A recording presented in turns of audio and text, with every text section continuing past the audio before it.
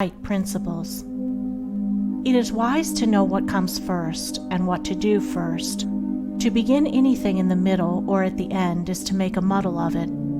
The athlete who began by breaking the tape would not receive the prize. He must begin by facing the starter and towing the mark, and even then a good start is important if he is to win. The pupil does not begin with algebra and literature, but with counting and ABC.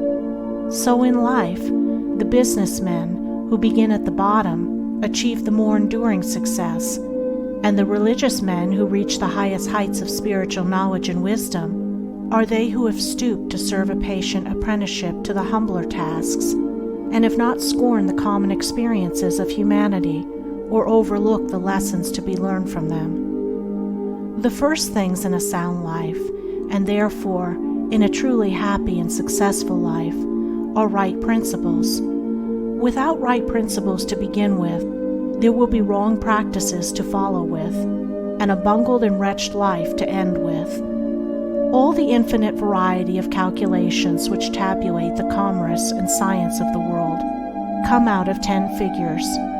All the hundreds of thousands of books which constitute the literature of the world and perpetuate its thought and genius are built up from the 26 letters. The greatest astronomer cannot ignore the 10 simple figures. The profoundest man of genius cannot dispense with the 26 simple characters. The fundamentals of all things are few and simple, yet without them there is no knowledge and no achievement. The fundamentals, the basic principles in life or true living, are also few and simple, and to learn them thoroughly and study how to apply them to all the details of life is to avoid confusion and to secure a substantial foundation for the orderly building up of an invincible character and a permanent success. And to succeed in comprehending those principles in their innumerable ramifications in the labyrinth of conduct is to become a master of life. The first principles in life are principles of conduct. To name them is easy. As mere words, they are on all men's lips. But as fixed sources of action, admitting of no compromise, few have learned them. In this short talk I will deal with 5 only of these principles. These 5 are amongst the simplest of the root principles of life, but they are also those that come nearest to the everyday life, for they touch the artisan, the businessman, the householder, the citizen at every point. No one of them can be dispensed with but at severe cost, and he who perfects himself in their application will rise superior to many of the troubles and failures of life, and will come into these springs and currents of thought which flow harmoniously toward the regions of enduring success. The first of these principles is duty. A much hackneyed word, I know, but it contains a rare jewel for him who will seek it by assiduous application. The principle of duty means strict adherence to one's own business, and just as strict non-interference in the business of others. The man who is continually instructing others, gratis, how to manage their affairs, is the one who most mismanage his own. Duty also means undivided attention to the matter in hand, intelligent concentration of the mind on the work to be done. It includes all that is meant by thoroughness, exactness, and efficiency. The details of duties differ with individuals, and each man should know his own duty better than he knows his neighbor's, and better than his neighbor knows his. But although the working details differ, the principle is always the same. Who has mastered the demands of duty? Honesty is the next principle. It means not cheating or overcharging another. It involves the absence of all trickery, lying, and deception by word, look, or gesture. It includes sincerity, the saying what you mean, and the meaning what you say. It scorns cringing policy and shining compliment. It builds up good reputations, and good reputations build up good businesses, and bright joy accompanies well-earned success. Who has scaled the heights of honesty? Economy is the third principle. The conservation of one's financial resources is merely the vestibule leading towards the more spacious chambers of true economy. It means, as well, the husbanding of one's physical vitality and mental resources.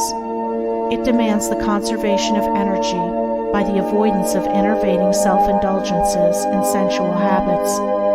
It holds for its followers strength, endurance, vigilance, and the capacity to achieve. It bestows great power on him who learns it well, who has realized the supreme strength of economy. Liberality follows economy. It is not opposed to it. Only the man of economy can afford to be generous. The spendthrift, whether in money, vitality, or mental energy, wasted so much on his own miserable pleasures as to have none left to bestow upon others. The giving of money is the smallest part of liberality. There is the giving of thoughts and deeds and sympathy, the bestowing of goodwill, the being generous towards calumniators and opponents. It is a principle that begets a noble, far-reaching influence.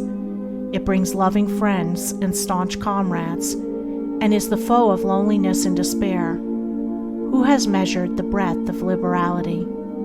Self-control is the last of these 5 principles, yet the most important. Its neglect is the cause of vast misery, innumerable failures, and tens of thousands of financial, physical, and mental wrecks. Show me the businessman who loses his temper with a customer over some trivial matter, and I will show you a man who, by that condition of mind, is doomed to failure. If all men practiced even the initial stages of self-control, anger, with its consuming and destroying fire, would be unknown. The lessons of patience, purity, gentleness, kindness, and steadfastness, which are contained in the principle of self-control, are slowly learned by men, yet until they are truly learned, a man's character and success are uncertain and insecure. Where is the man who has perfected himself in self-control? Where he may be, he is a master indeed.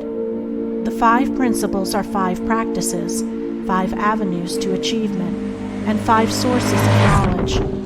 It is an old saying and a good rule that practice makes perfect, and he who would make his own wisdom, which is inherent in those principles, must not merely have them on his lips, they must be established in his heart. To know them and receive what they alone can bring, he must do them, and give them out in his actions.